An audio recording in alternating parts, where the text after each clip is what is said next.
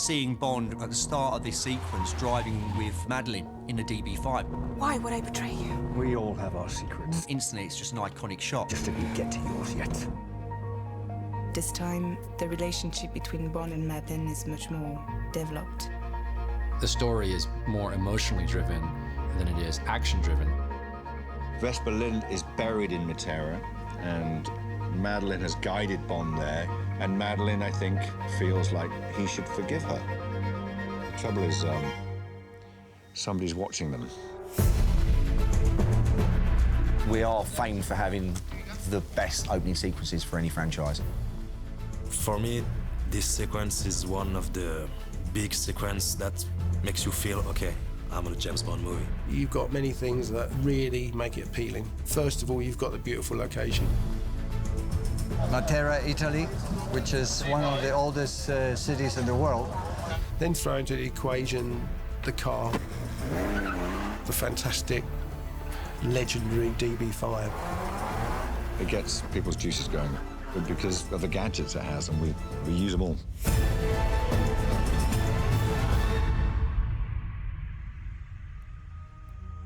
Carrie wanted it to be gritty, but he didn't want it to be over the top.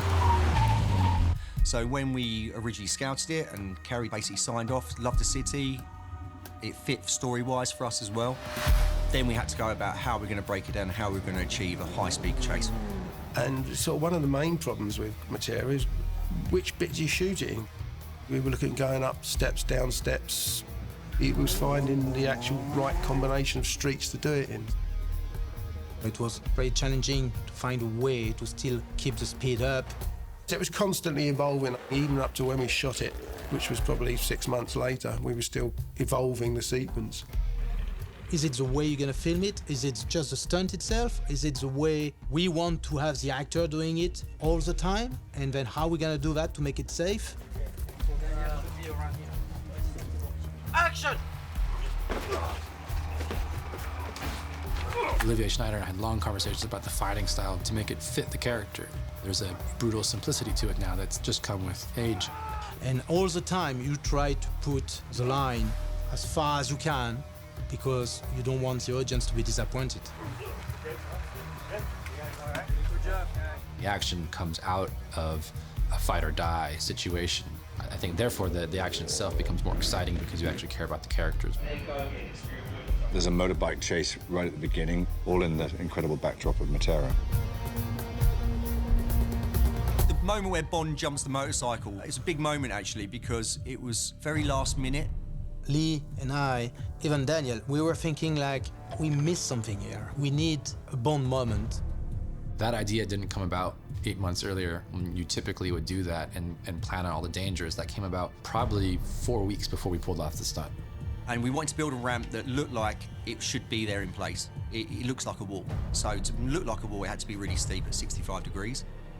This is a section where we see Bond travelling at high speed on the motorcycle he's taken from Primo. And you see the structure we've had to put in place because we had to make sure the ramp would take the loadings. This section where it's critical, John's now working on the ramp.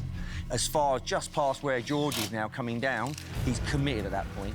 There's no going back. Just do speed runs for now, Paul.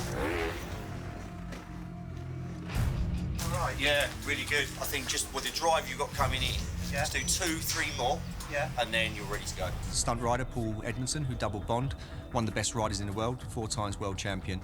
Technically, no problem whatsoever. But then come the day of actual rehearsals and when you actually get to the bottom of the ramp, both of us were having a little look at each other. Okay, let's do another. We both knew that you had to hit it at a certain speed. So it was full commitment. Because when you're jumping a motorcycle up a ramp that steep and covering 35, 40 feet, but you're going up almost vertically, you become almost like a sail. You're not going forward through the air, you're going up, and so the wind can catch you. And unfortunately, the day of shooting, was going the wrong direction. So it was blowing off to the area where we were going to land. Everybody waiting, everybody's getting tense, everybody's ready to go to roll cameras, but the wind's too strong. Yeah, you know, it's one of those, you've got to commit, but at the same time treat it with respect and think about what you're doing. So when you put all that together, that's when it becomes interesting.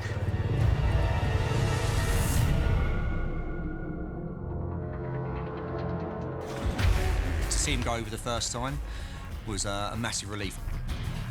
It's not VFX, it's real. They did it. You need guys of that caliber to achieve things like that in the time you do it. In this garage at the moment, we've got all the action vehicles that you would have seen up till now. Behind me, we've got 10 Aston Martin DB5s. We had 2 what we call hero cars, which are original DB5s. This is the car that Sean Connery first appeared with. Yeah, this is the car that always appears, that is synonymous with 007. This has always been the car that Daniel does the pull-ups and the pull-aways from. Now, these 2 cars, to the eye, are identical to the first 2, but these are actually stunt replica cars that's all kitted out. My job is quite a cool one. I get the chance to drive the DB5 as James Bond. We go into some very sort of high-speed roads, as high as they can be for these type of roads. We've had a big challenge with the surface. It's very, very slippery. And in fact, we've actually used Kohler on the surface to give us some grip back, which works really well. So it's built to do what we want it to do. It's a beautiful handling car. It's a pleasure to drive, and it's a very special little toy.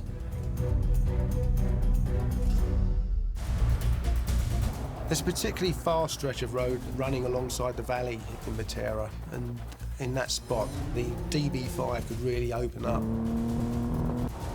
DB5's travelling at speed. We was at speeds at 100 plus sometimes along the Gorge Road. And the good thing about Mark is the faster the speeds go, the better he gets. The DB5 I'm in now, it's been built from the ground up with competition suspension. It's got about 340 horsepower. So these 2 cars, these are the stunt gadget cars, and these are the ones that you'll see in the film where all the gadgets are exposed. We obviously saw the guns working in Skyfall, and then the car itself gets destroyed. Spectre gets rebuilt, but we don't know what's inside it. We kind of had carte blanche to sort of reimagine what's in the car and what it could do, and to try to do it tastefully, obviously. We want it to fit within the narrative and the emotional story we're telling at the beginning of the film, but also, you know, have a little bit of fun with it, too. We refer to this as Donut Square. It's San Giovanni Battista. It's where Bond gets cornered. This is going to be a noisy moment. Action, fire!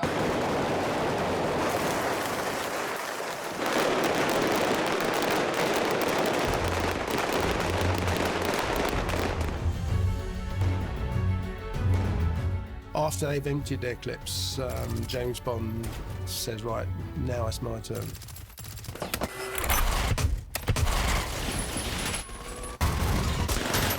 We put something like 500-600 pyrotechnic squibs on these 400- or 500-year-old churches. In some cases, we've been able to make some pre-rigged panels. They look exactly like the stonework. This is a very ancient church, and we can't damage it at all. This is one of the panels we've made in the UK, wedged into position. It's actually foam, and in here we've got a small explosive charge which will give us a hole roughly this size. Virtually everything has got an explosive charge on it. Cars in the street over there, newsstand, steps, and they fit. This is artificial stone. It's a mixture of foam and insulation particles. It's very soft, but it looks like stone when it explodes, but you can stand next to this and it won't hurt. This is our circular striker. Each of these switches will operate a sequencer. So as the car spins round, it'll activate those switches, which will then operate an automatic firing box. So it means that we can always be in sync with the position of the car. We're putting hits along the wall here, and they go all around the square. You see, it's 360 degrees of carnage.